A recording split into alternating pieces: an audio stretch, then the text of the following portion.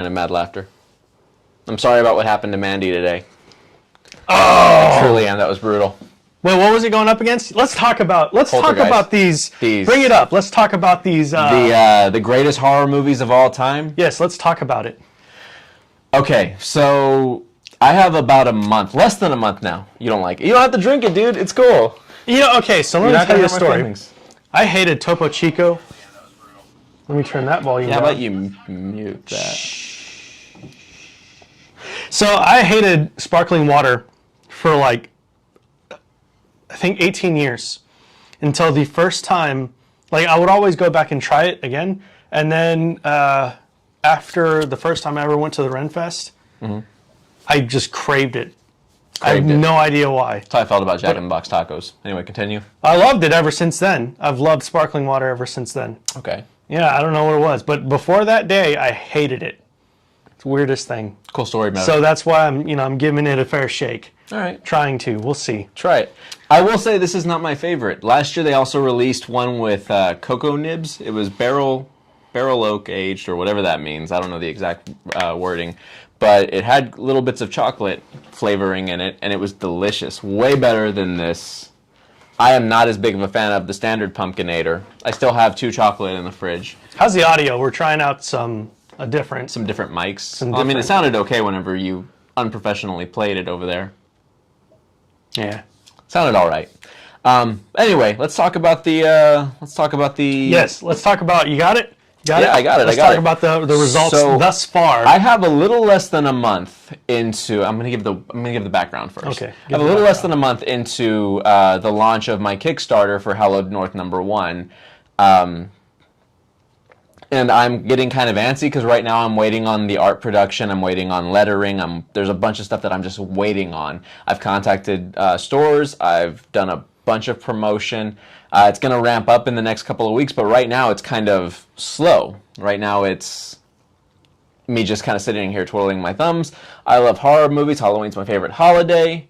So I don't get that. You don't get that? No, because it's my sister's favorite holiday also. I don't get how that's someone's favorite holiday. Okay, so explain it. For starters, she's weird. She was in love with Darth Maul for the longest time when she was which sister? Alyssa. Didn't think I had to. I shouldn't have had to ask. Yeah. So for me personally, well, there are a couple of reasons why. That's the same face I make when drinking the whiskey, but I think for a different reason. Oh, why are you crying, shining bad laughter? Because Mandy got demolished. No, we're going to talk about it. We're going to talk about it. We're going to talk about it. Backstory first. So Halloween's my favorite holiday. Christmas is fun, but Christmas is also always so hectic too. Like the whole buying presents, making sure you get something that somebody absolutely But it's would the like. most wonderful. Okay, I dig Christmas music. You think of people stomping over people's faces? I think of Sinbad, and I think of Arnold Schwarzenegger, which is a great movie. Christmas has the best music, of course, and has the best movies and the best marketing. Yeah, those guys. That's where they send the cream of the crop. To Christmas. Halloween is my favorite just because I enjoy horror movies. It could be because whenever I was a kid, my mom used to lock me in the closet with a VHS of The Exorcist and an old CRT TV. That really happened? She like Merle? No, yeah. Or on Signs, he's in the closet with the TV. No, but my mom did used to do this thing where she would be like, "You can't watch this movie; it's too scary. You can't watch it. So go watch it in the closet." No. You can't watch this movie; it's too scary. And I would say, "No, I'm not going to be scared. It doesn't look scary at all. It looks boring." And she'd say, "Okay." And then she'd sit me down in front of the movie, and I'd be like, "I don't think I want to watch this, Mom."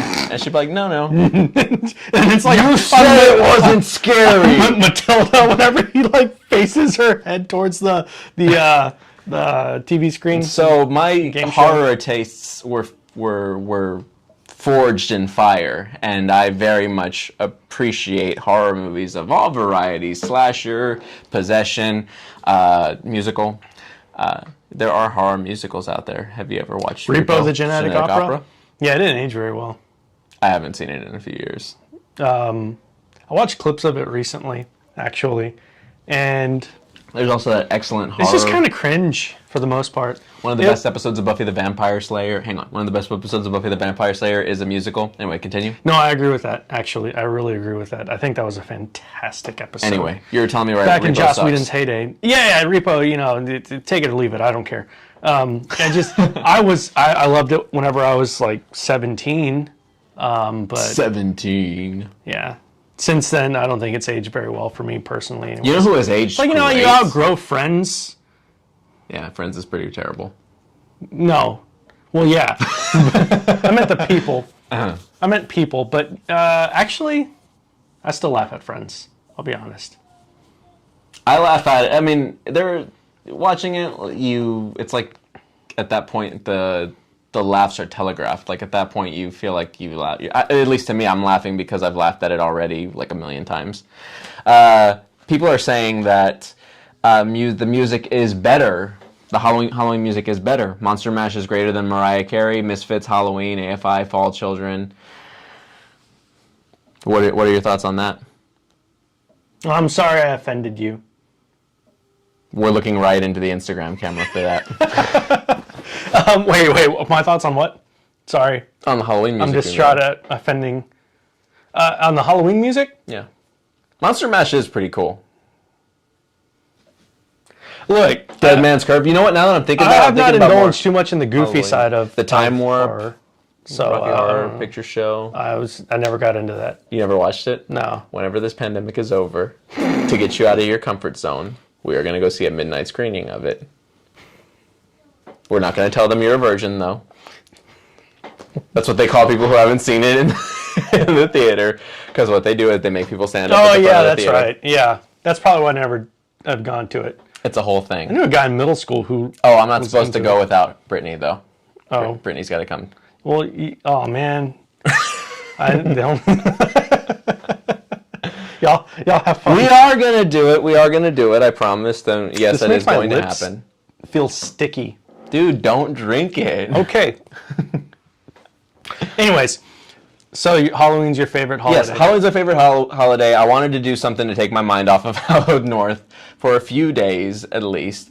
And so I was like, well, let's do a greatest horror movies tournament. Whenever I was running Bad Politics regularly, I would open up a bracket for like your favorite politicians and stuff like that. And so I'm used to doing little tournaments and things.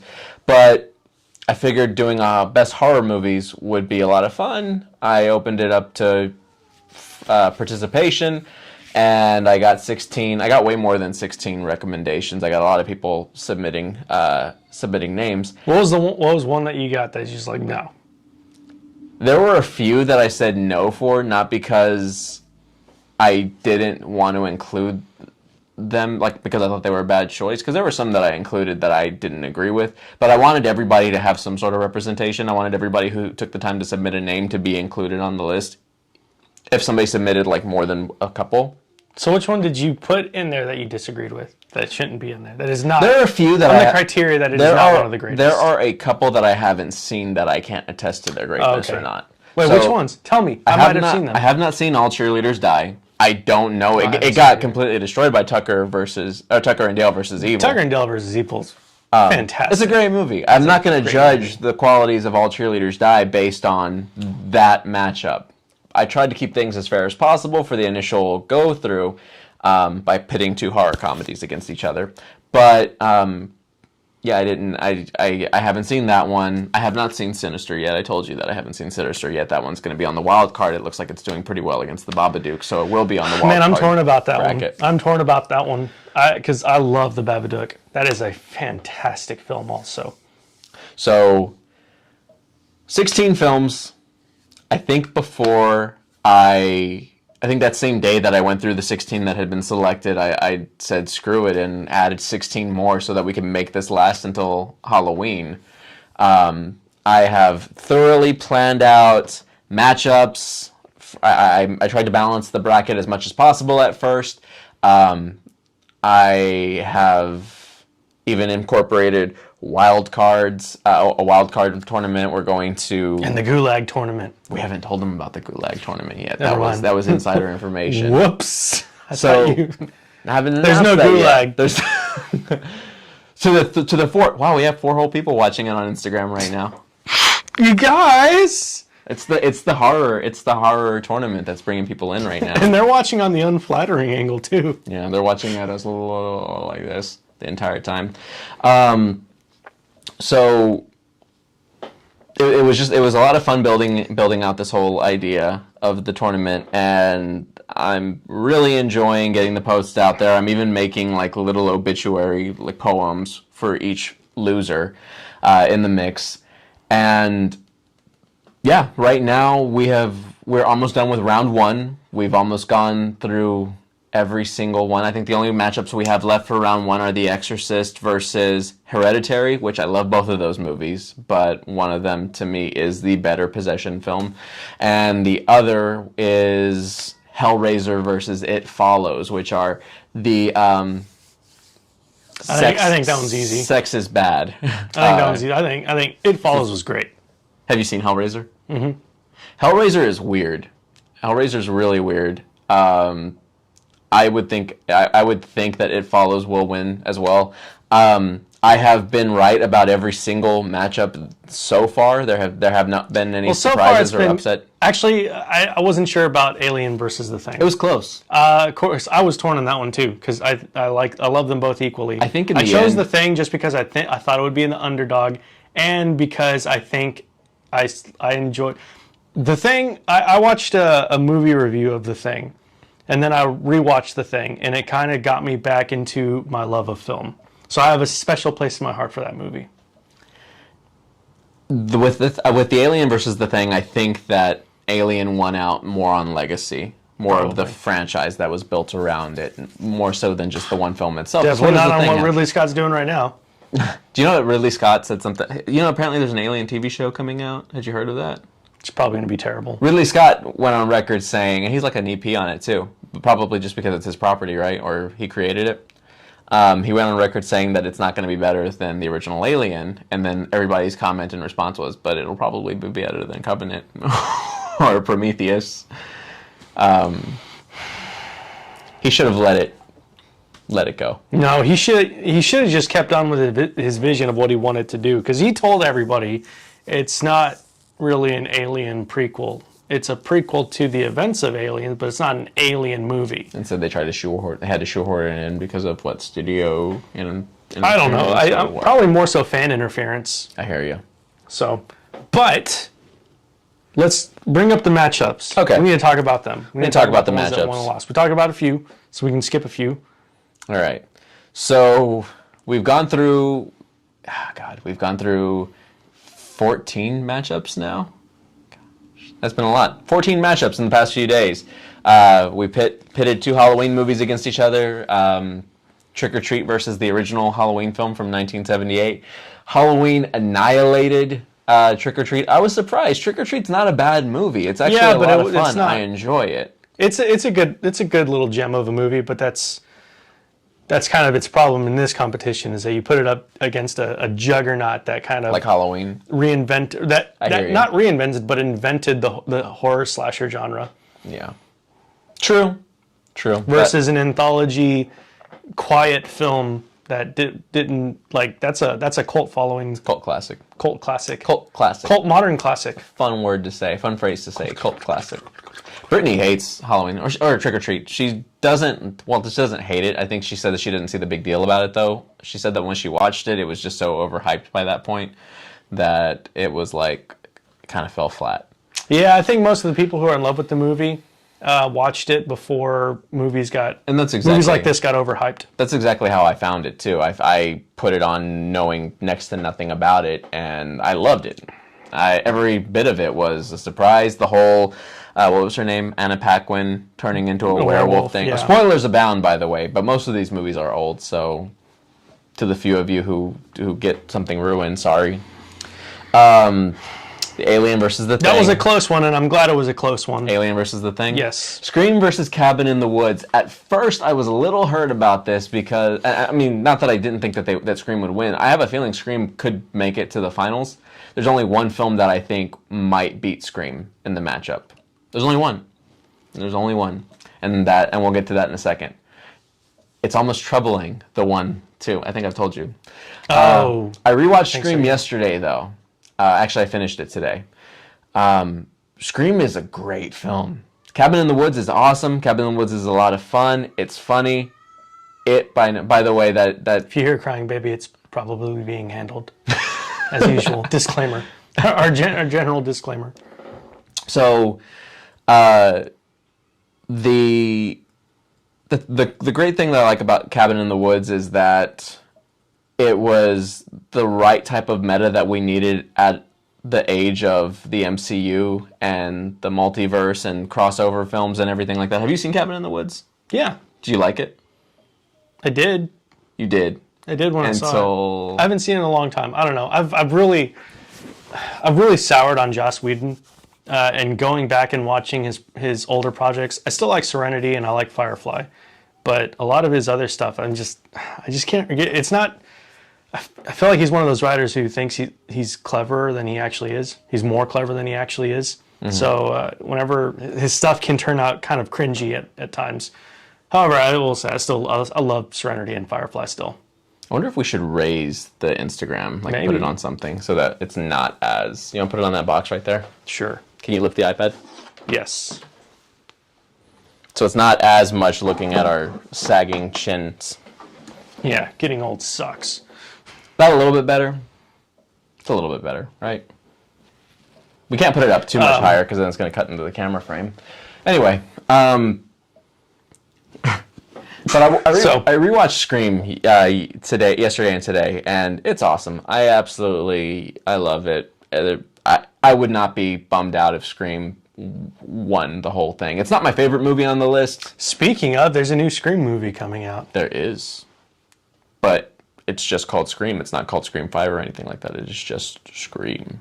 So is everybody from the original quadrilogy. I'd be happy if they killed them all off. All of them? Yeah, just, go out with a bang. What's the next one?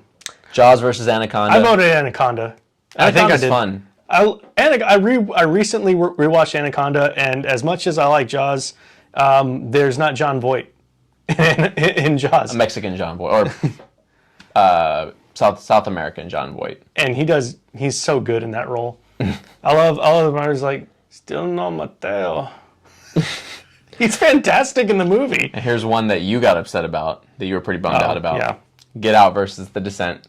So I watched The Descent on, I think I was like 20 or, I don't know.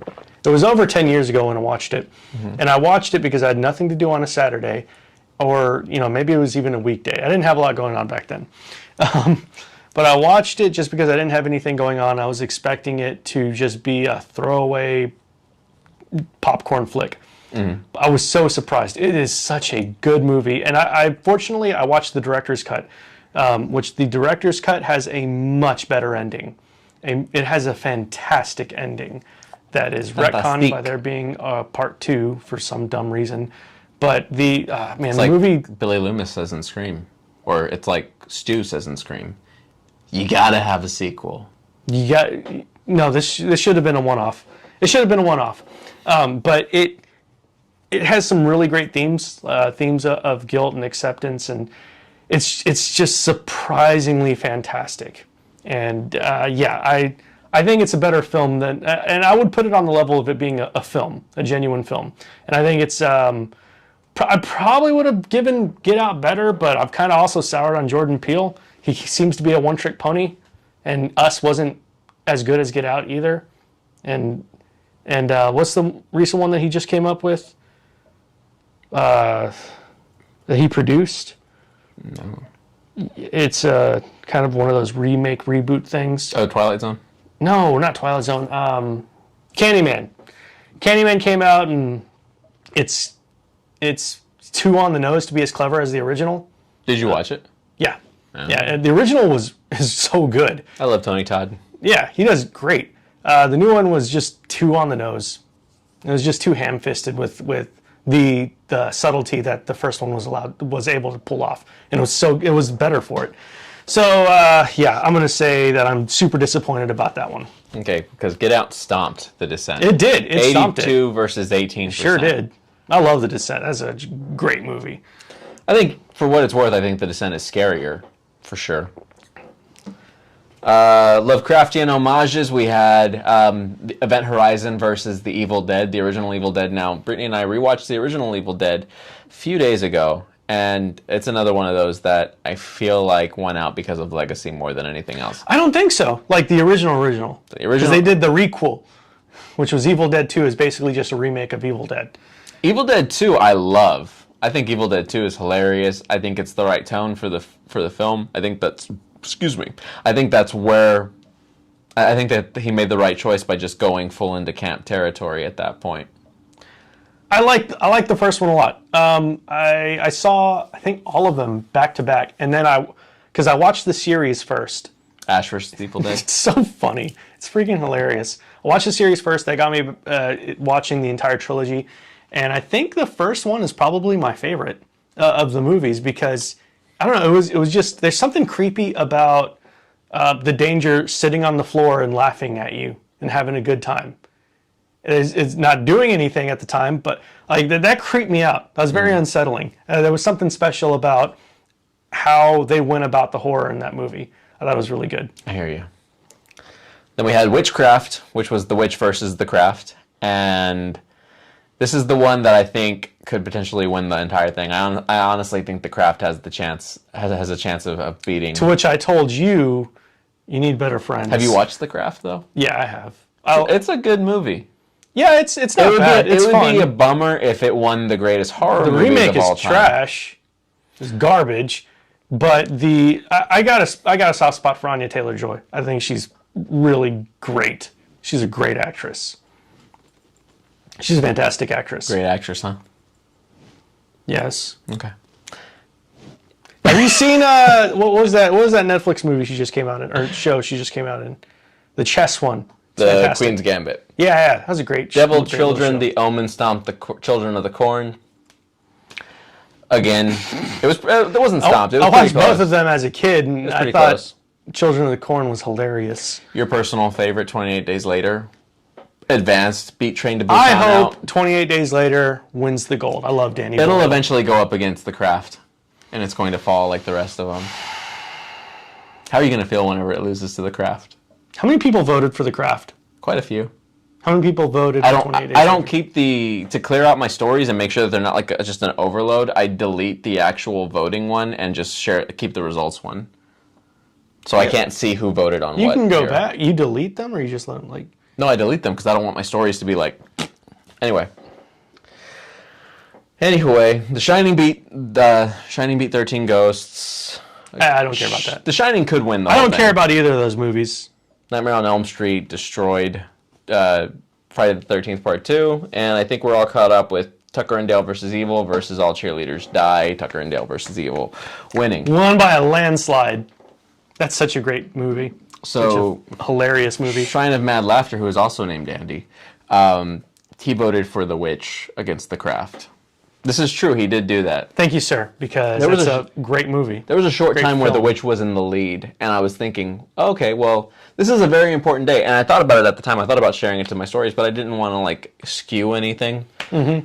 That day of the tournament was very important because if... The tournament. The tournament was very important It because has begun. if The Craft lost, that would throw off all my other projections. I hope you're wrong. All of them. I hope you're wrong about the I have not been wrong yet, You and know- we've had 14 movies eliminated. Okay, but the next one... Okay, but you And these two that are up today, they've also been correct.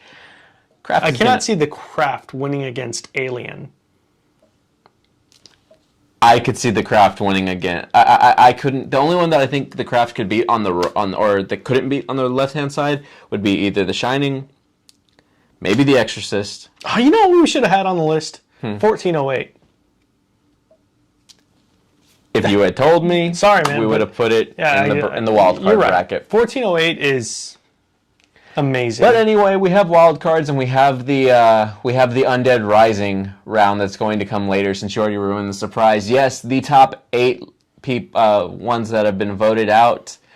Top 8 ones that have been voted out. So meaning ones that have gained at least like 30-40%. So like the Children of the Corn and Anaconda. I think Anaconda got 28% or something like that. So even that might qualify. But the top 8 losers will be coming back to face off against our wild cards before they're reintegrated back into the bracket. Which we're calling the Gulag tournament because I'm calling it the Undead Rising tournament. I'm calling it the Gulag tournament. The Witch was good at being creepy and well acted. I don't see it as psychological horror. Well, we have one person saying psychological horror done right, one person saying psychological horror, it was not. And both of your opinions are valid to me. Let me know in the comments who you think is full of it. Yeah, please do. Y'all keep it down. Y'all keep it down. Y'all be good to each other. All of you. Now don't fight now. Be respectful. Okay, so you think the Craft is going to win it all? If I don't know if the who do you want to win it all? Who do I want to win it all? Yeah. My favorites are my two favorites in the game are The Exorcist and Blair Witch Project. Blair Witch Project. Those are my two favorites in the game. And I actually got a message from somebody earlier today who said that they could not support the Blair Witch Project because of what they learned about what happened during the production of it, in addition to it just not being that good of a film. And normally I agree with this person quite a bit. However, I will say that the history of the making of that film makes me laugh. Maybe it's just because I'm a jerk. You know about the history of the making of the film. I have known about it. Where the two filmmakers basically gave the actors their lines for the day or their plot summary for the day and sent them into the woods and then tormented them for a few days while they got... Oh, wait, of the Blair Witch? Yeah. Okay, I thought you were talking about The Exorcist. No. Well, that is funny. I would agree. I would agree. This is why you read the fine print. This is why you don't just click agree on your iPhone. You end up in the human centipede. Exactly. I really want 28 Days Later to win it all. I like 28 Days Later. It's a really good movie, and it's probably one of the best made films on there. When you have Danny Boyle making it, you have Danny Boyle as one of the directors in the matchups. You have Stanley Kubrick. There are not just good horror movies. There are good all-around films in the tournament as well. I just want a good film to win.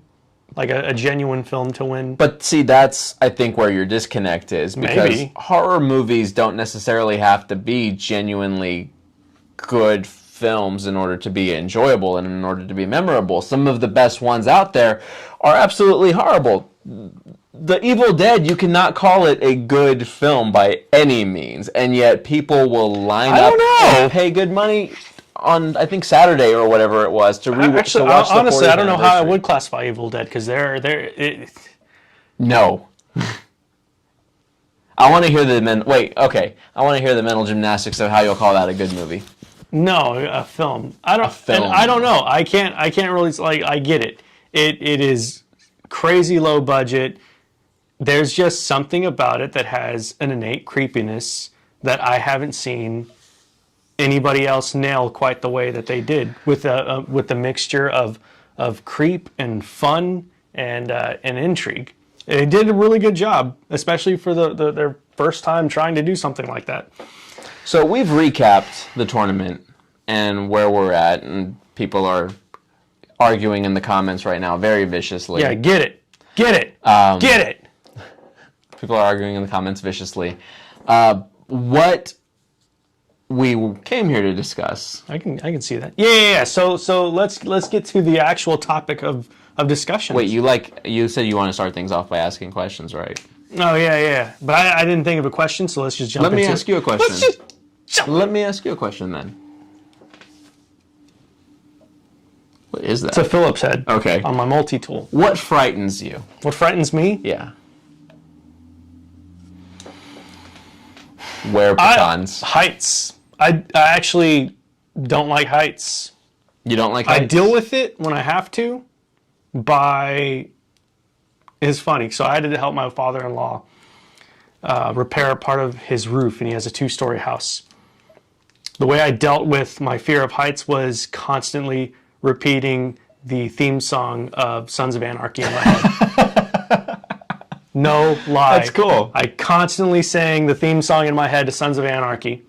So I can kind of I can sympathize with that. Whenever I was on a myriad of antidepressants and antipsychotics, I had a bunch of different side effects depending on which ones I was taking and which combination I was taking. And one of them was I got really anxious. One of them threw my anxiety levels through the roof. We went to Six Flags. We went to Six Flags one day.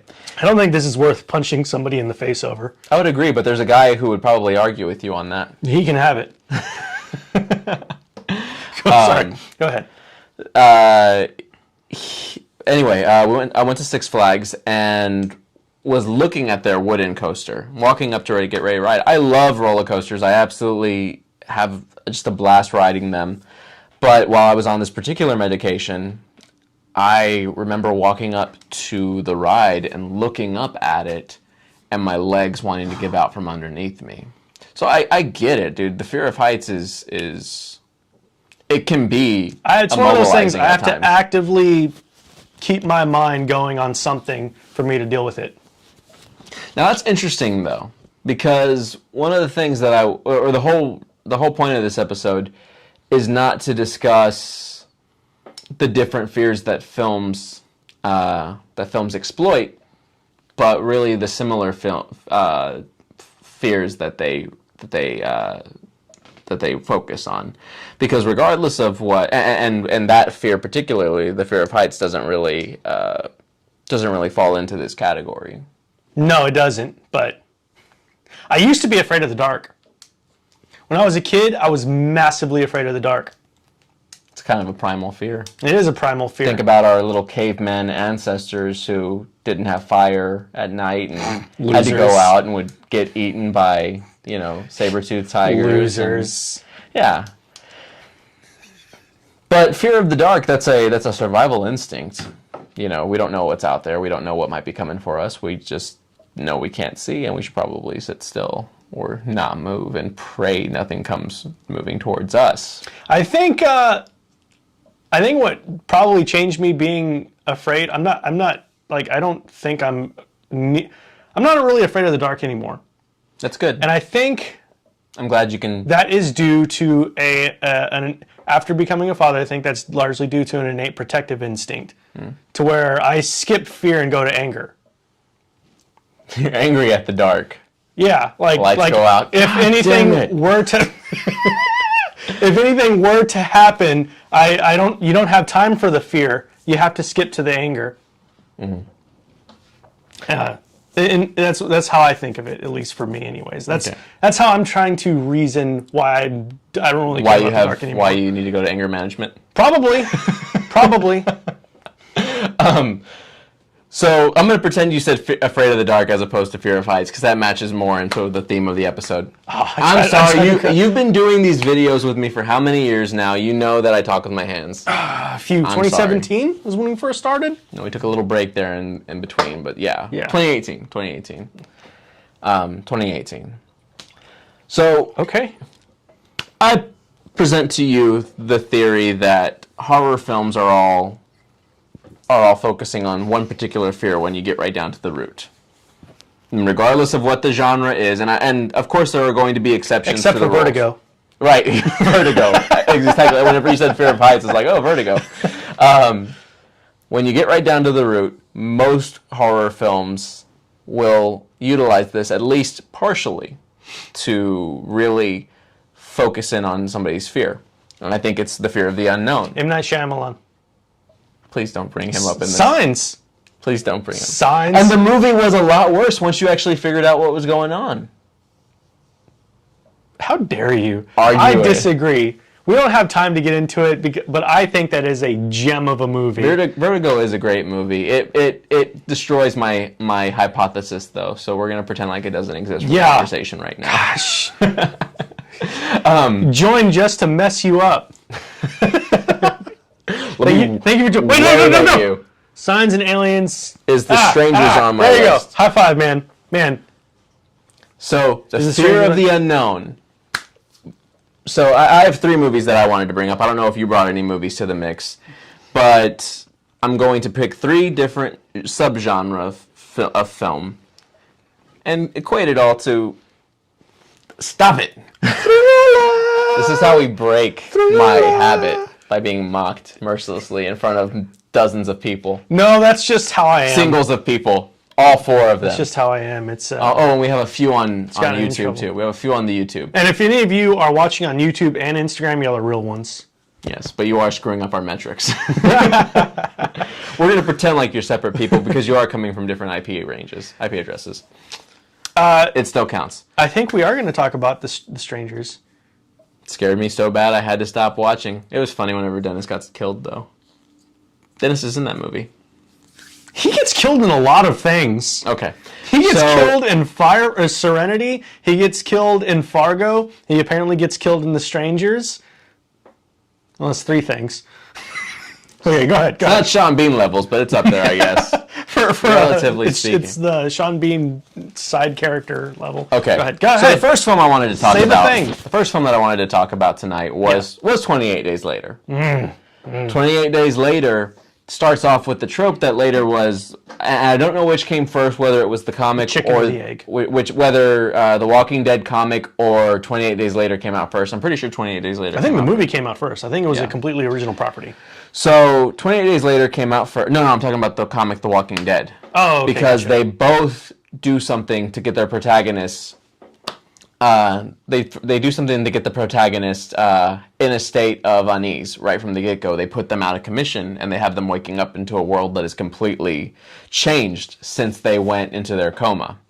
I think that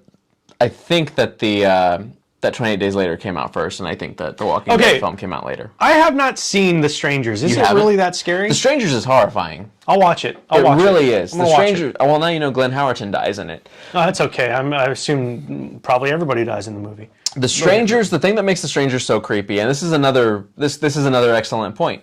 So we can talk about that one instead of Halloween. But regarding 28 Days Later, we have to your liking. Stay strapped or get clapped, my friend. we have a character who's having to get used to whole new rules of an environment. The way that they figure out that there's even such a thing as zombies is because they go into a church, a place that's supposed to be safe, a place that's supposed to be, well, unless, you're a 13-year-old boy. We will get more into... So we're actually going to revisit 28 Days Later and pair it with another film that you might actually be surprised about. But... we will get subscribe to find out more. Yes, please subscribe. We will get more into the detailing and the depth of the significance of him going into a church.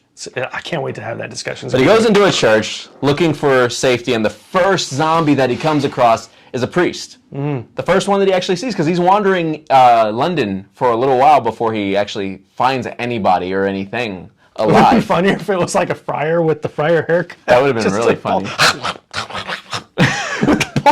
Oh man, that would have been funny. That would have been funny. Probably killed the. But it's not a funny movie. No, it's not. It's very unfunny. I think there's like one joke in it.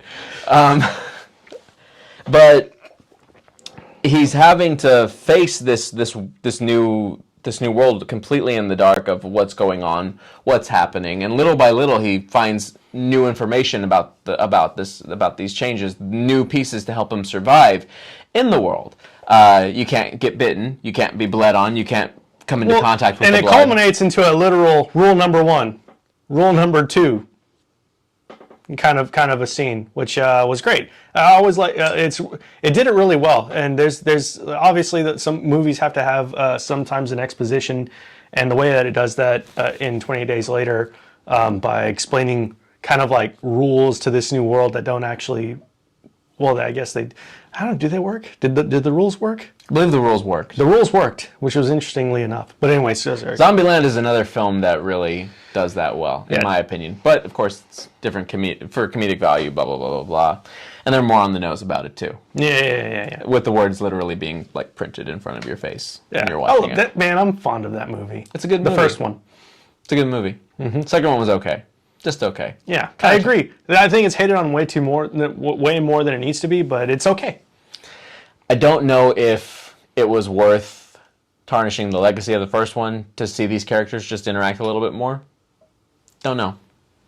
Different discussion, different day. Anyway. It reminded me of Doom Patrol, how like they haven't changed in like 50 years. especially in a zombie apocalypse, you would think that there'd be some character development. Yeah. Anyway, what we see eventually happen that's is worth that punching someone over. What's his name? His name Jim. Yeah, Jim. Cillian Murphy. What we see them go Prince through. of an actor. What we see go through right now. I like that comment. Yeah, Kristen Sinema. Kristen Sinema, by the way, in case you're unfamiliar with the name, she's the Democratic senator, I can't remember from which state, who is very much anti-poor people or anti-anybody who doesn't have, a crap load of money. That's good. That's good. She voted down, I can't remember what bill it was, she voted down additional aid, Arizona. She voted down additional aid with, like, a thumbs down while holding her Gucci bag and everything. And it's like, that's awesome. That's a dope move. And that's the classic move right there. Yeah. so she is very hated. Indigence.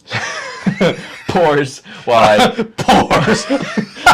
pinky out while you do it. Yeah, she's from Arizona. Thank y'all. So Maximus. so anyway, He's a great villain. we see Jim learning the rules. We see Jim becoming more familiar with what's going on, and eventually, what happens is he starts using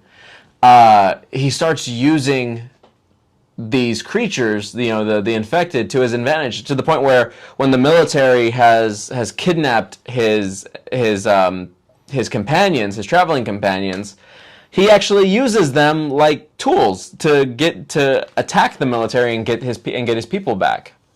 So it's like, And it digs into a union. How would you say it? Carl Jung, in his idea of, the Freudian idea is the idea of the id, but Carl Jung kind of refined a lot of Freud's ideas, and he harnesses the monstrous part of himself to do good, to enact justice, which was really the way that they did it in the movie, which was literally the monsters in the movie. He harnesses them so that he can complete his objectives towards the end of the movie, and it's so fantastic. and what we how they see pull in it that off in the moment, movie. wow, we're averaging high numbers right now for us. You guys are real ones. What we see in that moment is that these creatures that we've seen from a scary perspective the entire time prior to that. Took big well, who doesn't like money? Come on. What we've seen leading up to that entire time is every time we see the monster, every time we see the infected, it's always a scary scene. It's always very tense. And one of the ways that they make it even more visceral is they use a high shutter speed. So whenever you use a high shutter speed on a camera, it makes the frames look choppy. So we have probably a regular shutter speed right now. So if I go like this, you can see the motion blur, but I'll show you something cool. I'll change it. Let me change the shutter speed. This is only for the people watching on YouTube right now. This is very not... You can go back later and watch on YouTube. Let me make sure I'm getting the right settings. That was aperture. Wow. So I'm going to bump up the shutter speed. I'll go to auto ISO. So wave your hand at the camera.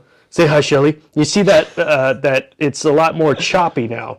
It's super choppy. I'm terrified. Thank Hey, you. I'm just Great saying. point. You know what? And to make y'all more unease, I'm going to go ahead and leave it in the high shutter speed. But so that's what they do in the film. And whenever you see that, the movement starts getting a lot choppier. And it's just, man, it's so good. It's really great whenever a filmmaker does things deliberately to get a certain effect. And in 28 Days Later, that's one of the things he does. Like changing the camera settings to get a specific effect, to do a specific thing. The goal of, putting your audience at ease. The camera's focusing on you, and it's making me all blurry, and I'm not happy about it. Good tech demonstration. I can't tell if you're making fun of me, but I'm going to take it as a compliment. So, anyway, yes, thank you. Anyway, this is wonderful. This is perfect. Anyway, the horror goes away in those moments. Once Jim has taken control of the situation, once he no longer is learning the rules of this new land, now he's in charge, and now he's able to use it to his advantage. And at that point, it becomes more of a revenge film. At that point, he's getting He's taking care of the people that he cares about while also doing damage to the people who would seek them harm. Moving on to one of our, because I know that we're getting short on time. Moving on to the second film on the list, we'll talk about The Strangers next, since it seemed to be such a popular one on the list earlier. You have not seen The Strangers. I'm going to tell you that it very much follows a similar slasher film. It's more of a home invasion, actually. So, and this is what makes The Strangers so scary, is how demented and how deranged these people are, that they would come and terrorize this person for no apparent reason. Like, they go into this woman's home and just ruin her night. I thought it was a couple. Probably her week. Well, it was a couple until one of them gets killed. Glenn Howerton? Yeah.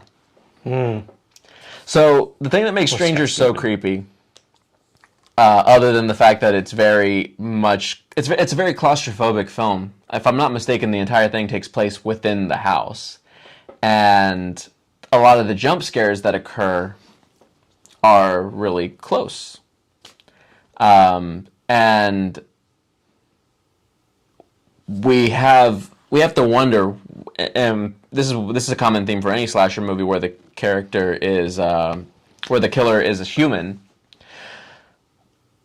What drives them, and us being unable to understand what that drive was, is what's so unsettling for us, because everybody looks for a motive, everybody looks for a reason, everybody just wants to understand. You know, it's interesting. There's something to be said about, so in the law system, in the justice system, it is all about motive. Agreed. You do not answer the door at 3 a.m.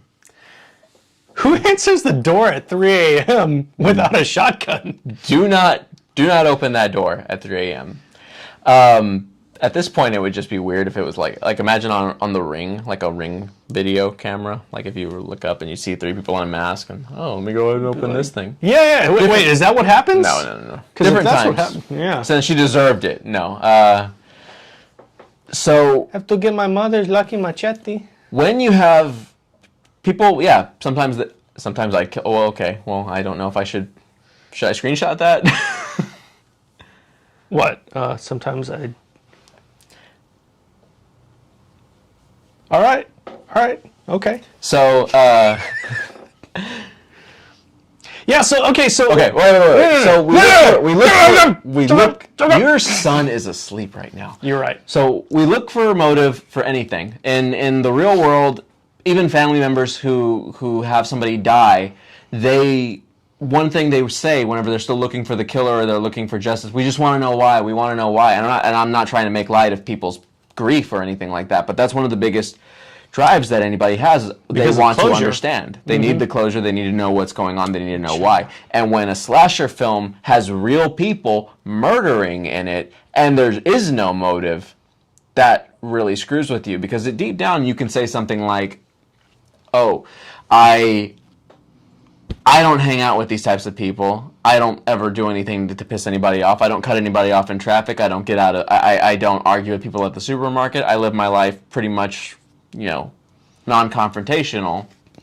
Well, something could still follow you home one day and still do this to you. I think part of that is because we have an innate, whenever something tragic happens, we have an innate desire to want to blame something.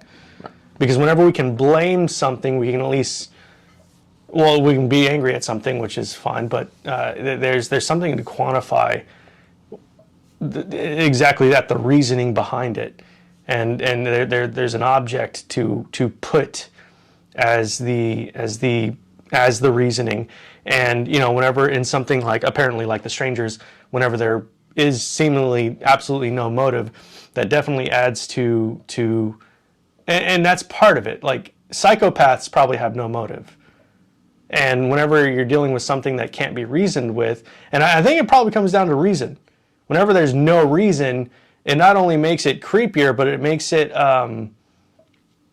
it deflates closure. Like, you don't get closure out of it. Garrett Daniel Mitchell says, just being able to understand something makes it much easier to process and get past. Well, and that's the whole idea of what we're discussing, the fear of the unknown. Right, and which is why so many different subgenres, despite what, we first talked about a zombie movie, now we're talking about a slasher movie, they still tap into that fear, that what we can't understand or that what we don't understand is still you know. Yeah, Carmine Falcone. You always fear what you can't understand. Great movie. Do you think that Matt Reeves, the Batman's going to be better than Batman Begins? I don't know. I think so. Oh, actually, I don't know. I hope so. Oh, I don't even hope so. I hope it's at least as good. I really like. I've been rooting for Robert Pattinson for a long time. Since the days that you used to make me listen to his crappy music. I still listen to his music sometimes. I think it's good. I like it. I know it's not for everybody, but I dig it. It's it has heart in it. It's very bluesy. It doesn't feel like it was just some sort of celebrity cash grab. I'll say that. It feels like he's putting his emotion into it. He actually stopped doing music because he didn't want it to be a celebrity cash grab. Very interesting. I respect him as an artiste. I'm very excited for Robert Pattinson. Yeah, there's a big difference between excited by Robert Pattinson and excited for Robert Pattinson. And you said by, but she said for. He. Oh, yeah, sorry. My bad. We have the screen further away. Yeah, I can't really make out any. I just see blobs. Anyway. No reason to say he see because you know of the craft winning right now. I'm upset. So in Scream, the murderers are obsessed with horror films. They love horror films, and one of the lines that they say is, "Who needs a motive anymore? Motives are boring." Blah blah blah blah blah. That's right, because the murder is more exciting. Turns out he has a motive anyway, and yeah, that takes away some of the excitement or some of the fear or some of the thrill from it when we find out that the motive is actually just that his mom or her mom was nailing his dad, and that's the reason why his mom ran away, and so he's sad that mommy's gone, so now he's going to murder her. Well, that was just one of them. Stu didn't have a motive. Yeah, Stu was just kind of an idiot. So they were able to have their cake and eat it too. Stu was like, okay. My mom's going to be so upset. Dad's going to be so mad at me. Did you really call the cops? Anyway, but then when she finds out the motive, you know, this person that she's been you know, screaming and like trying to get away from and terrified of this entire time, the moment she finds out the motive, she starts using it. Sydney starts using it against him. She calls him a sissy mama's boy at one point or something like that, and it's a joke. Which, if you've seen Jericho, you know he's not a sissy mama's boy. She's mocking him. She's tearing him down, and it completely unravels him, because then at that point that you know what the motive is. At that point you know information is power. It. Then they're weak, you know. So the Blob is another classic. I agree with that. Wait. Well, I think both of them are classics. Which one are you talking about? The original or the remake? Because the remake I actually like more than the original. I see. But anyways, so that what movie were we on? We were talking about Scream now, which was just a side track. But that's why it makes somebody like Michael Myers, who in the first Halloween had no connection to Laurie Strode whatsoever. Did you know that? I'm assuming you knew that Laurie Strode, that Jamie Lee Curtis was Michael Myers' sister. Yeah. So that wasn't something that they had originally planned. She was just supposed to be some random girl that he happened to attack in that town. Makes it scarier. John Carpenter has gone on record saying that he wished that he hadn't made it so that she was that they didn't make it so that there was the sibling connection. He also made Ghost of Mars, so I'm not going to take anything he says retrospectively seriously. At that point, the entire thing became a family drama, and Michael had this stuff. This guy right here, this stuff. Yeah, I know what you're talking about. Roanoke Gaming. I love it. Once Michael had a motive, he's less scary. He's more of just another person with family issues like we all have. He just handles them a little bit differently. And what I do like about this new series that they're working on, the new Halloween series that they're working on, is... Series? Or the movie? Well, the new Halloween Kills? Halloween and Halloween Kills, the one that came out in 2018 and the new one. Mm-hmm. What I like about that one is that they're bypassing the sequels, including Halloween 2. They're only continuing from the story from the original Halloween. Well, isn't it weird that we live in this era where you can just do that now? Right. No, we're not paying. You know what? Nobody liked that. It's just like how James Cameron can always say, you know, this Terminator this is actually the Terminator movie that has my blessing. Even though he's been the producer on like every single one of them. That last one didn't have my blessing, but this one is a real return to form. Rubber. Have I seen the movie about the murderous car tire? Yes, Rubber. Have you seen it? I've seen it. Did we watch it together? No. I watched it. I was bored on a Saturday. I didn't care for it. It was interesting. I understand it. I just didn't care for it. Anyway, Much like Kevin Smith's movies, they're easy to understand. They're just not desirable to watch. I like some of Kevin Smith's movies. Well, his latest trio of movies, especially Yoga Hosers.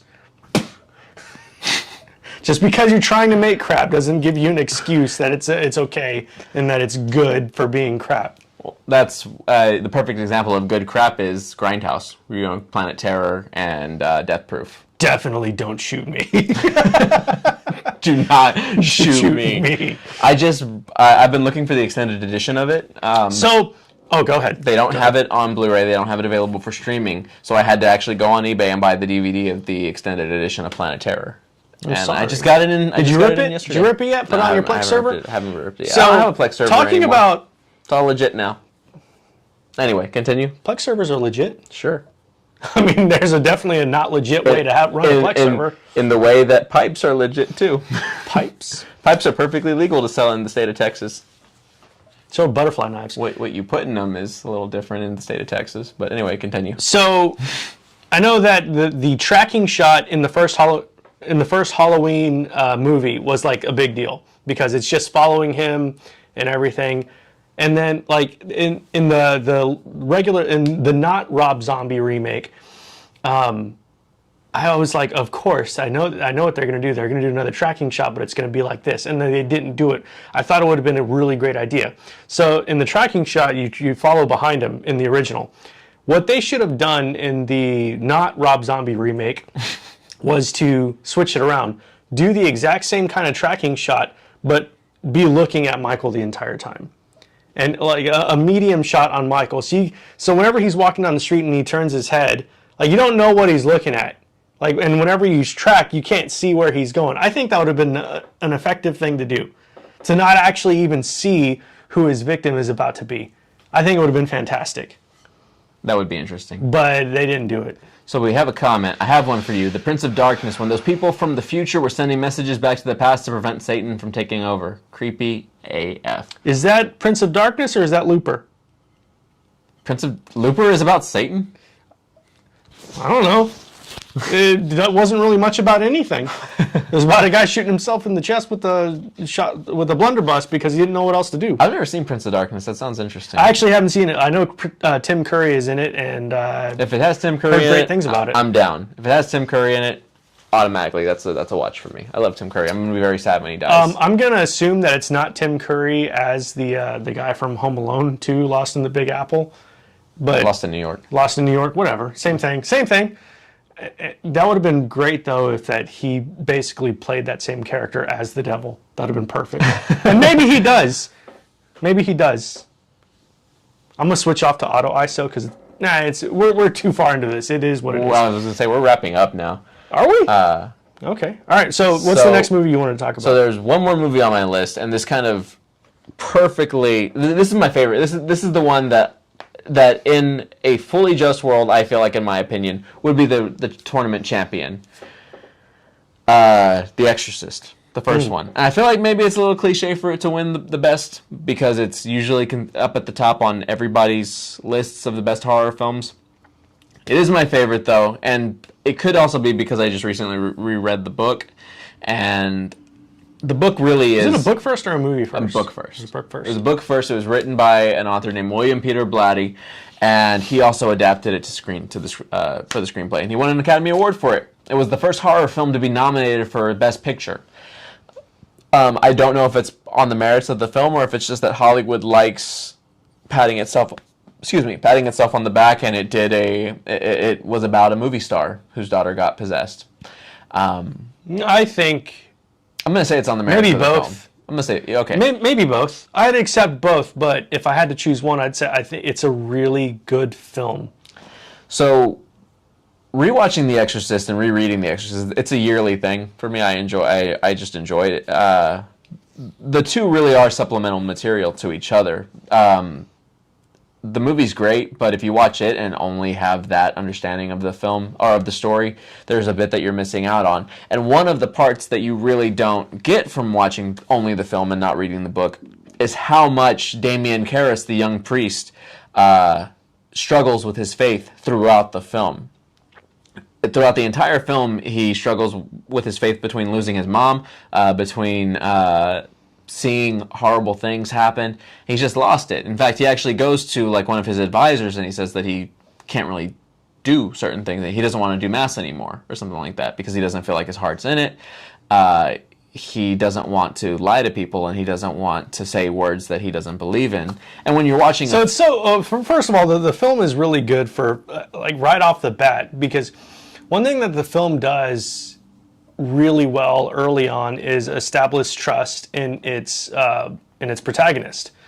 Which one way it does that is exactly that. It demonstrates that he has a strict moral adherence to what he, to a lot of what he believes in the sense that he's not willing to do something if he doesn't think it, if he's feeling like it's not real to him at the moment. And then the second thing that it does is that right off the bat, he's like, I'm not going to do this because it's probably not real. So as someone who's, as a protagonist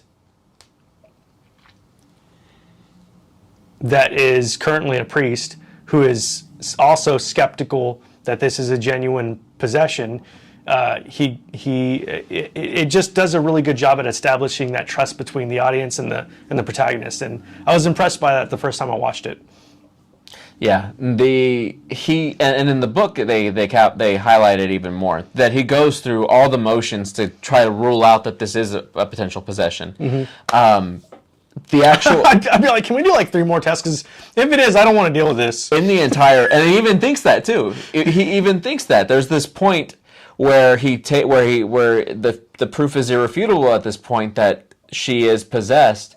He takes the case to the bishop and he presents it, and they say something like, you don't really have an experience doing this. Are you sure you want to be a part of it? And he thinks in his head, this is my way out. I'm not going to deal with this. But because he has a strong moral compass, and he says, I got this. Because he's an upstanding good Joe. But the entire time, the demon possessing Reagan, Pazuzu, the entire time... What a weird name. It's a Sumerian, I believe. Yeah. The entire time that it's possessing Reagan, it is using things it's tricking the priest to keep him on his toes and to keep him from actually believing whether or not this girl's actually possessed. It's doing things like reacting to water that isn't blessed whenever Karis says that it is holy water and he's sprinkling, her with it. It's claiming to be the devil himself. It's claiming that it can, read minds, move things, but it's not wanting to. A demon lying. Who'd have thought? It's not one. But what it's doing is specifically trying to plant seeds of doubt in Karis throughout the entire time. Which is another thing that's fantastic about the writing of the movie. Right. And possibly the book too. Yes, absolutely. And we as the audience are wondering... we already know going in, okay, this has to be a possession. This has to be a demon. That's what this whole story is about. We're not waiting for a twist where, no, she was really just mentally ill the whole time. No, I think it would have been a much more disappointing movie if that was a twist. If that was Some movies need to not have twists, and that's definitely one of them. Your mother cooks socks in hell, the Exorcist. Okay, T to your liking says your mother cooks socks in hell, the Exorcist. That's hilarious. You should do a contest for a better name for the demon possessing Reagan. I call Bob Demon Bob. And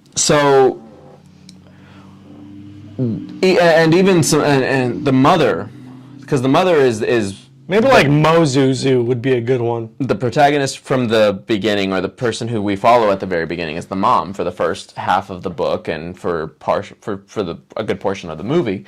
The mom is struggling just as a parent who doesn't know what's going on with her daughter. And I mean, can you think about that? If you've ever had a kid who's had colic, then you know the struggle. I mean, yeah, it's absolutely awful. It's horrifying. It's colic concerning. Is horrifying. You don't know how to help. You don't know what to do, and your instinct as a parent is to make things better. The Exorcist is an allegory for colic. The end, folks. We That's got it. to the We root cracked of the it. case. But this is another example of a film where the fear of the unknown is what drives the entire thing.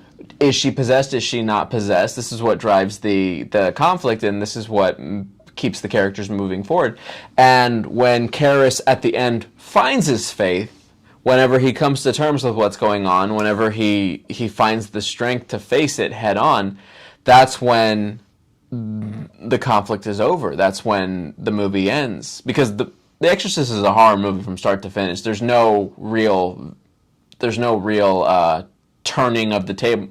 There's no real might have the turntables have turned moment, for the film. It ends very abruptly after Karras is victorious, for lack of a better word, which in this moment means dying bloody on the street outside of the apartment. So have you seen Valkyrie? I have not. Valkyrie is the movie with Tom Cruise about one of the assassination attempts on Adolf Hitler. Okay. And of course, that is based on a true story, and obviously they were unsuccessful. But in this spoiler alert, it didn't work out. But in this movie, it's fictional. However, Father Merrin has the trait of giving it all, and that's how he has to win.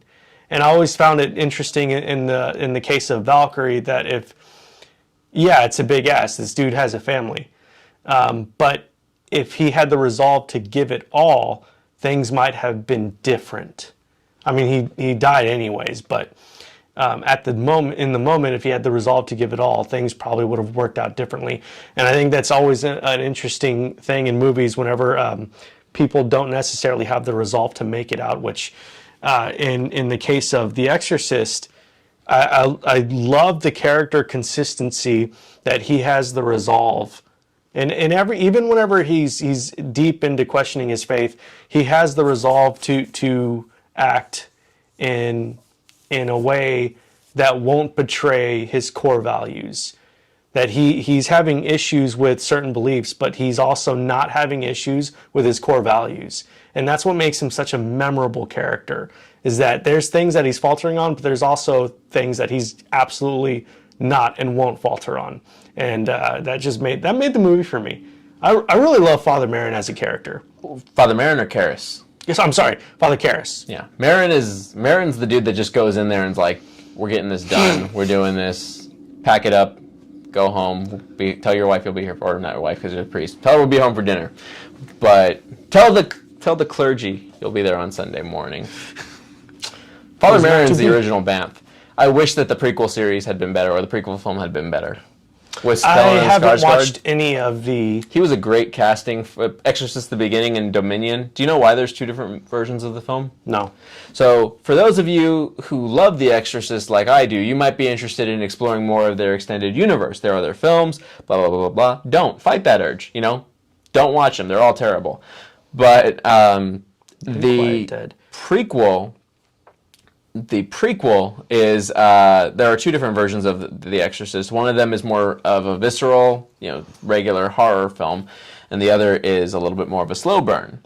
And the original one was going to be the slow burn film when the studio said, no, we need something a little bit closer to, today's modern horror film. Studio interference. Came in, refilmed half of the movie. Stellan Skarsgård stars in two Exorcist prequels that are kind of different at some points, and yet both of them still suck. What season was The Unquiet Dead in? Which doctor was it? Let me know. TD or like I can't remember. I will say that the Water on Mars was a really good episode. Horrifying episode. So, but anyway, that's neither here. The Exorcist prequels. So yeah, don't watch them. I think The Exorcist is ripe for a remake helmed by a genuine director. They're actually not remaking it. They're rebooting. They're doing what they did with Halloween and creating a sequel to the original film. That could work in modern days. The original film is exemplary filmmaking, so I can dig that also. Kind of like that, Ninth Doctor. Ninth Doctor. Anyway, continue. If they brought in someone like, I was going to say Guillermo del Toro, but I don't think so. I think if they brought in Denis Villeneuve to make, I think he would be the perfect director. Exorcist? Yes. Denis Villeneuve is a director that is able to do high concept really well. I feel like he's going to get his hands full with Dune for a while. Isn't it going to be a I sequel? hope so, but also I would like for Dune to be a slow burn of a trilogy, which there's so much in Dune. Dune is like the first movie is like the first half of the first novel. It's so good, and I'm excited to see him bring that. But Denis Villeneuve, if you've ever watched Enemy or Prisoners or Sicario or Blade Runner 2049, which is another movie we have on the ledger to discuss, he is a director. Subscribe. Yeah, he is a director that can absolutely do high concept and nail it. He is someone who is really good at visually presenting really deep and interesting ideas, and I think he would be the perfect director for a modern requel of The Exorcist. I think Blumhouse is producing it, so I don't think he'll be doing it. Probably not. Oh, Blumhouse. Okay. Blumhouse. That actually just. I love Jason Blum. I think he's a really great guy. They picked up the Halloween series though, and they're doing well with that. Yeah, it's not as good as the original. 80s Carpenter was amazing. Mm-hmm. I think I rewatched The Thing recently, and it's still one of the greatest horror films ever made. That's another one that really capitalizes on the fear of the unknown. On the fear of the unknown, yeah. It all comes together, just not Vertigo. And it's all in the details. Like whenever you realize that, I forget his name. It's neither here nor there. Anyways, the movie has tons of details. Like and for example, at the end, whenever they're both, it's just Childs and McCready left, and Childs is exhaling, and you see all of the smoke. McCready is exhaling, and you see all the smoke, but Childs is exhaling, and you don't see anything. And then McCready hands him a drink, and after he takes a drink, McCready smiles. And some fans have hypothesized that he handed him gasoline to drink, or fuel to drink, and that's whenever he realized that he's not Childs. And so there's just a bunch of details in the movie, details like in No Country for Old Men, for instance, which is another movie we have on the ledger. I'm excited to talk about that one. That really nail home just exemplary filmmaking. But it's a movie that definitely capitalizes on the fear of the unknown, because, I mean, the movie starts out with these people shooting at a dog, a sled dog. So if you go into the movie completely blind, you're like, what the heck is going on? Dog asked for it, probably. Probably bit someone. Animals. Okay, so when it comes to, and I guess this will be the question we wrap up on, when it comes to the classics and describing Halloween, The Exorcist, The Thing, etc., what would you consider a modern horror film that could be considered a classic that could live up to their legacy? Like, so like something that has, so modern classic in the sense of like the last 10 years, or something in the last... Well, I guess the last 50 years. Well, no, I think they want like something now. Oh, a classic in the last year. Yeah. It's like if we're only talking within the last I think few Hereditary. years, Hereditary is up there. I don't know if it has the same staying power in it, though. I mean, I guess we'll see. We'll see whenever it goes up against Hereditary The Exorcist is not tomorrow. It's going up against The Exorcist tomorrow. Don't forget to vote, people. The Exorcist is going to win, and I think it should. But Hereditary, it is the reason why it probably doesn't have the same power as something like The Exorcist, because The Exorcist is very broad in relatability. If you have a belief system, you've likely questioned it before. That's a very broad relatability spectrum. Hereditary is a film that deals with family horror. The things that they say to each other in the movie, that some of the characters say to each other in the movie, is horrific.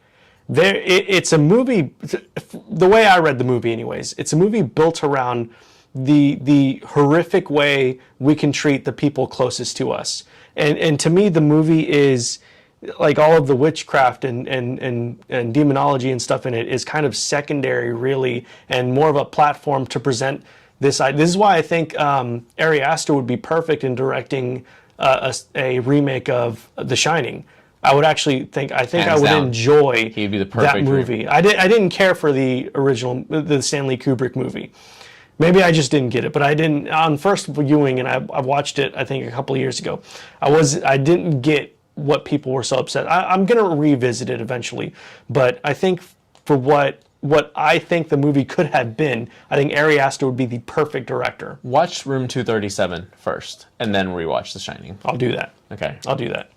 But that's the thing about something like Hereditary, and that's why it kind of, for me, cements it as a modern horror classic, because it is so, the feelings out of it are incredibly visceral.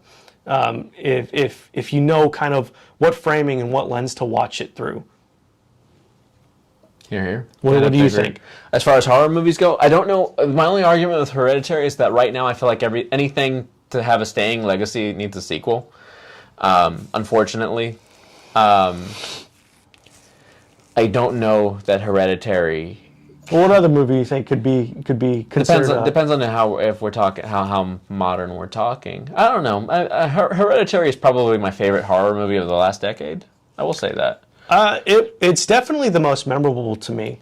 I remember when we went to go see it. It was like we went in blind, like not knowing the trailers anything. were very vague, and I didn't want to watch it. I do remember the first time I went to go see a movie in theaters, and I saw the trailer for Hereditary, and it looked really creepy, but I didn't want to know. It looked like a movie that I didn't want to know anything else about it, and we went in really blind. And I mean, Came out horrified. Just the use of lighting in the movie, the sheer skill that it takes to barely show something that you're not even sure if you're seeing it. It's incredible. Now, here's my answer. I don't like it. It's not my. I mean, we've gone through over reasons why I don't like it, but A Quiet Place, I think, is going to be up there. I think people are. I don't consider that a horror movie. No? No, I think that's exemplary in suspense, but I don't necessarily consider it a horror movie. I think it's a good creature feature and exemplary in how it's able to build suspense and tension. Masterclass in tension. Well, then you're going to need to vote against it in the wild card preliminaries tomorrow. Against who? I don't remember who A Quiet Place is up against tomorrow. The preliminaries, I'm not putting much energy in. They don't get that post much. Was extremely. What do you mean bothersome? Bothersome. It was unsettling. It was unsettling. I think that was the point. That's why I'm wondering why, like, bothersome in terms of content or context. He uses the term. Okay. Oh, he wrote although there. I don't know. But I got to be honest with you. I'm kind of running out of steam right now. Okay. All right. That's fine. Hereditary, I would like to see join that pantheon of great films. I think that one of the, he says disturbing. I think that one of the requirements of any like iconic horror film, you need one particular figure that stands out. With The Exorcist, you have Regan. With Halloween, you have Michael Myers. Friday the 13th, you have Freddy Krueger. I think that with something like these modern day horrors, if you were looking for something that was going to maintain the legacy, you have to think about that kind longevity, of branding, for lack of a better word. Yeah. For lack of a better word, branding. When you think of the word or when you think of the title 28 Days Later, one of the first images that pops into your mind are the eyes. Yeah. The first thing that pops into my mind, the eyes. Well, it had good marketing too. The posters for the movie were very memorable. So they're works of art unto themselves. I don't know that Hereditary is going to have that kind of. I don't know that Hereditary is going to have that kind of staying power. I don't know if there's cultural juggernauts like that. I mean, you would think you would say probably Conjuring. The Conjuring is probably the closest one like that right now, and they've you had what was Insidious. Insidious up against Sinister. I don't know what the current stats are. I love Sinister. I think, but I like Insidious. I'd rather Sinister win. Insidious and Sinister are not. They're not up against each other. Actually, and both of them are currently winning their brackets. I liked Insidious, but I don't know. It goes back to like if some demon had the audacity to kidnap my son, he's gonna have a bad day. That's how I feel. He's watched enough Supernatural to know. how to deal with demons. No, well, they established that he is living and he can affect this realm that he's in to a great degree. Like, as soon as I would have discovered that, I'm like, come on then. I don't even care. And I think this, for me watching it, I was like, man, the lipstick demon wasn't scary to me. I was like, I would get my hands around your throat. And that's how I felt watching it. Like, I was not amused. But when you factor in all that stuff, these films were financial successes when they came out, and they thrived. They thrived on people's people's theater experiences. We heard, we didn't because we weren't alive at the time, but reports of people vomiting. Maybe I do have an anger issue. people vomiting in theaters when they were watching The Exorcist, or an interesting thing to that. One thing that filmmakers do that you might not know about. So whenever a baby cries, if it annoys you, that's biological. We are hardwired to feel stressed out when we hear that frequency. Horror movies use that frequency in their films to stress you out during certain scenes. Very interesting stuff. They use your own biology against you in certain scenes. That is cool. Suspiria, the original or the remake? That's what he's asking. What are your thoughts? I haven't seen either. Neither have I. But I'm not into psychosexual kind of things. That's not my thing, so I'm not the right person to ask. Unless in the bedroom, right? Absolutely. Keep that stuff stays between a man and his woman. Ham straight. So, but just from the money that it moves alone, I would say something like Insidious. James Wan, whatever James Wan's doing, that's going to be a big... Wait, have you seen Malignant yet? I have not seen it yet. I haven't seen it, but I haven't heard great things about it also. I have, though. I've heard really good things from horror fans. Okay, specifically horror fans. It's on my... I want to watch it either way. Maybe it's a terrible movie. I'm a James Wan fan. I am. I feel like the movies that he's making are probably going to be amongst those, at least. It looks like you got Suspiria in your future. Good luck. I believe so, yeah. If not all of them, if not for the entire series, if only for the cultural relevance of them right now. And I can't say that I'm a big fan of Insidious or The Conjuring, mainly because I hate the real life Warrens. They're con artists. They've admitted as much, and yet people are still giving them millions of dollars.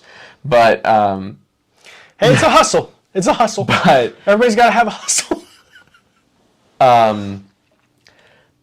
But it's going to be up there. It's going to be a series that people remember. But it's like that movie Machine Gun Preacher. The real guy's probably a dirtbag, but the movie was interesting.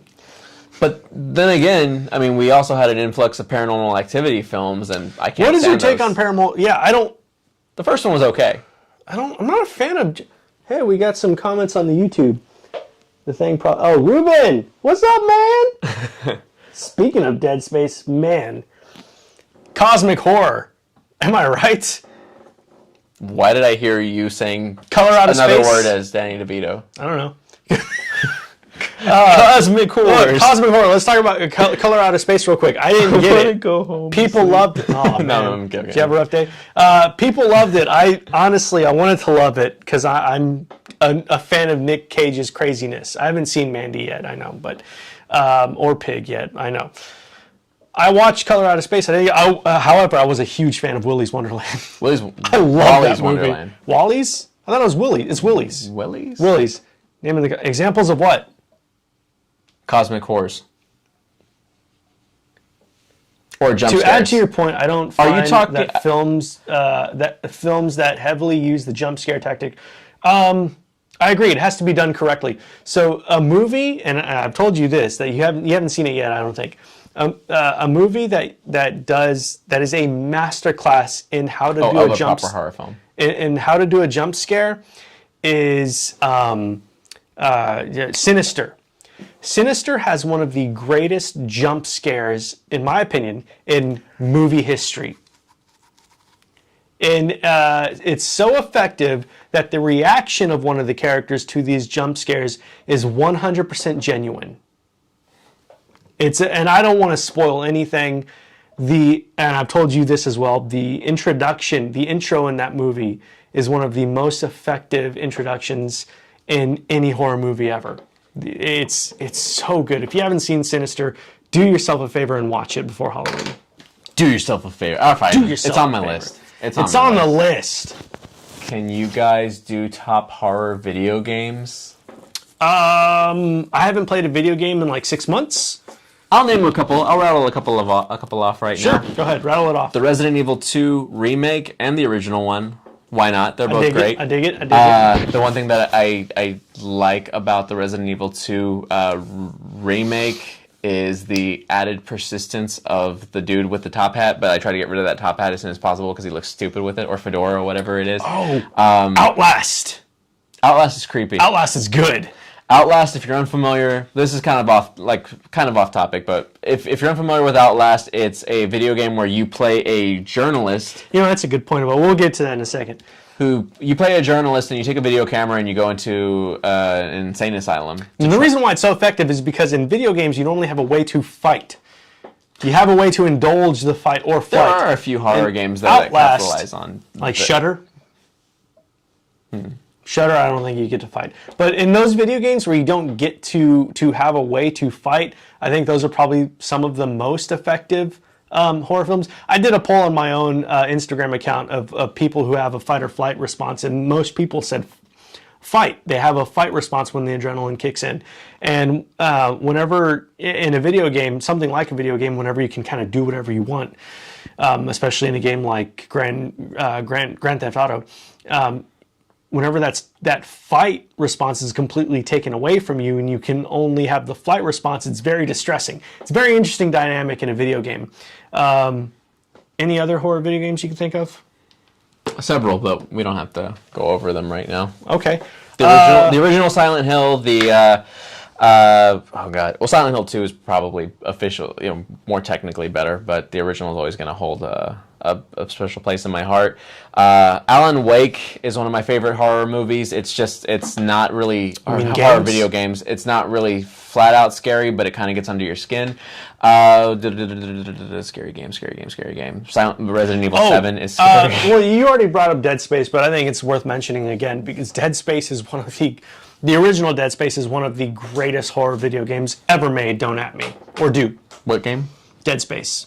Dead Space is good. I can't play Dead Space. I get too scared. Well, there you go. I can't play Dead Space. SCP? Yes. Let's Willy Wonka be considered a horror movie like What Happened from the Kids? In a certain framing, I think Willy Wonka could absolutely 100% be considered a horror movie. I think that one scene, the boat scene, it's just this random piece of terror. You know what that reminds me of? It reminds me of in The Office, that DVD or that movie, that show that Gabe brings to the Halloween party, the cinema of the unsettling. That's like exactly what that scene is in Willy Wonka. It's done so well. But yes, it's in his monologue during that time. We should do it one day. Okay, so it could be what makes a legit horror film. Could be any. Just not a fan of jump scares, as they're a cheap tactic that reduces the build-up tension in a film as a whole. Eventually, too many jump scares is going to reduce the effectiveness of jump scares. I'm more of a slow burn horror person. Like Hereditary, we watched that. There's like one jump scare in the entire film. Hereditary, two. There's like two in the entire film that I can think of. One whenever the girl gets when we see the girl's face being eaten by ants, and the other when... Which it's a cut. It's not even a jump kind of scare. There's no audio, as far as I can remember. There was no audio to signal what was about to happen. I don't know that I would consider that a jump scare, to be honest. It was just a really effective Well, you're cut. right. You're right then. Because then the other option isn't really a jump scare either. It's just kind of like a... But that movie, whenever I watch a film with jump scares, like a slasher film or something like that, or general slasher film, like just pick any random one off the shelf, I watch it, I have a few scared moments that make me like jump back, but then I'm okay. Hereditary, something like that, I'm pretty screwed up for a few days. That movie stuck with me for a few days. If you watch a really good horror film, and I don't think that improper or overuse of jump scares disqualifies it from being a horror film. I think it may disqualify it from being a good one. But it's just because there's so many better options. Whenever you can hook your horror to something, like in my opinion with Hereditary, that was the hook when the horror was the familial horror. Like whenever you can hook your horror to something extra, to something specific, to more of an idea, that's whenever that your horror isn't cheapened by something like a jump scare. And you know, some movies are solely built around jump scares. Yeah. And yeah, I would consider that. Yeah, I don't know. Like I said, in Sinister, there is a really effective jump scare in it, and it's if you're gonna have a jump scare, this is how you need to do it and how you need to aim for it.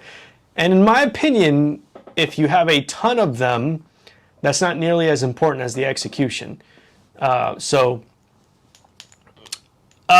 last thing I want to talk about, the opposite of this idea of the fear of the unknown.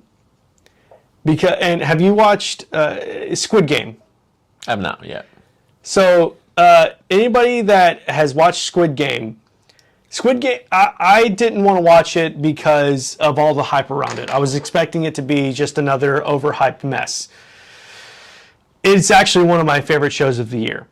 And one of the reasons why is because it's made me feel a way that no other show has made me feel in a very long time. Oh, it's getting serious. Have you ever had a dream where you wake Oh, God. where you feel just an utterly impending doom? I don't really remember my dreams so much. I have. I've told you this. Oh, yeah, that's right. Sorry. I feel like Jan Levinson whenever she's like, why do you do that? It's disgusting. And Michael Scott is dipping his steak in the wine. It's like, I have soft teeth. Why would you say that? Your lack of dreaming is your soft teeth. So I've had these dreams where I feel just a complete and utter impending sense of doom. That's probably why I like the original Evil Dead. In Squid Game, there are games that they play where there's a certain point that you get to in the games where it's no longer everybody has a chance. It is 100% people are going to die on your actions. And there are just moments in the show where the palpable sense of doom It's palpable. is uncanny. And it's something that the writer did so well, so unbelievably well. And I was very impressed because a show hasn't made me feel like that. I can't even remember when. And it's impressive. It's impressive what he was able to accomplish, especially after being denied for 10 years trying to get this thing off the ground. It's just impressive, but that he was able to do that. I think that's one of the reasons why culturally it's become a huge thing because of that feeling that it can invoke in people. Very interesting stuff. When jump scares done properly, I enjoy it. Not saying all jump scares are bad. It is done excessively and unnecessarily. Yeah, I agree. A lot. It's cheap. Like I said, using your own biology against you. That is the exact frequency probably of a baby crying, which is why it's designed literally to stress you out. And then it does the jump scare. So, it's cheap. It's cheap and and ridiculous. And there's plenty of horror movies that have an over-reliance on it. That's how you know you're watching a bad horror movie. Anything else you want to wrap up on? Vote tomorrow in tomorrow's tournament. Yeah, definitely. We have if there's anything that the last 10 months have showed us, it's important to vote. So we have The Exorcist not. versus Hereditary, and we have who else is going? Oh, Hellraiser versus It Follows, and then starting Saturday we have round 2 of the tournament. Okay, wait. Of the votes that you have going, who do you want to win of each of them? Like the ones that are currently running right now? Yeah, who are you voting for? Who would you vote for? Oh, in these? Yeah. Right now we already the ones you're doing tomorrow. The ones I'm doing tomorrow? I want Exorcist to win. So those of you, if for some reason Hereditary wins tomorrow, I won't be mad either way. Whoever votes for Hereditary, well, no. I hope it's close. I was worried that Paranormal Activity was going to beat Blair Witch Project, and That would have made me upset. I wanted to if that happened, I was going to write whoever voted for Paranormal Activity is dead to me.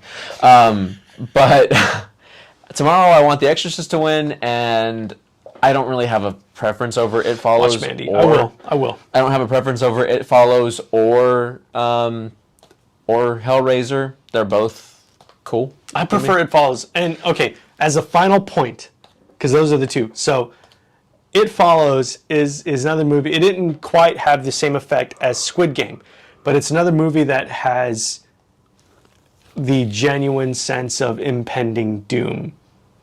And it's so good. It is so good. And anytime, like after you watch it, you just see someone walking, you get paranoid. It's so good. And that's all I'm going to say about it, because some of these movies I don't want to spoil because they're genuinely that good, and you deserve to go watch them not knowing anything. And after tomorrow's the end of round 1, we're actually going to get into some. We're going to get into round 2. We're going to have Alien versus. Let me see. Let me pull up my list. I'm going to pull up my list. Alien versus who? It's Alien versus The Shining. Alien versus the. Okay, that's easy for me. Well, for you, but I feel like it's going to be. I'm not a huge fan of. I'm not a big Alien Stanley versus Kubrick The Shining. fan. Get Out versus Tucker and Dale versus Evil. It looks like Jaws is going to be up against Gremlins. Get Out versus Dale and Tucker versus Evil. The Evil Dead versus 28 Days Later. Oh, that is hard for me. Halloween versus A Nightmare on Elm Street. It's going to be 20 Days Later. The Craft versus The Blair Witch Project. Round 2 is going to be a little bit more difficult, I feel. I'm most excited for round 2. Round 2 is going to be good. I think I'm most excited. And also, when round 2 starts, the wild card tournament is going round to start. Round 2 is going to be really exposing who you got, who your friends are on Instagram. Yes, very true. And I hope that there won't be so many unbalanced blowouts like we had in round 1. Really hope it's going to be tough for people. I think round 2 will be more tough. All right, but anyway, so that's it. We're signing off. Thanks again for tuning in and checking us out. This is actually one of our more really successful. I guess so. Every time we do this, we seem to be getting a little bit more traction, it seems. So we really appreciate you guys tuning in. We're huge movie fans, and one of the reasons why we've changed up our format instead of just talking about movie news is because we personally are way more interested in the ideas that movies bring to the table and exploring those. So thanks again for watching, and yeah, all right. Signing out.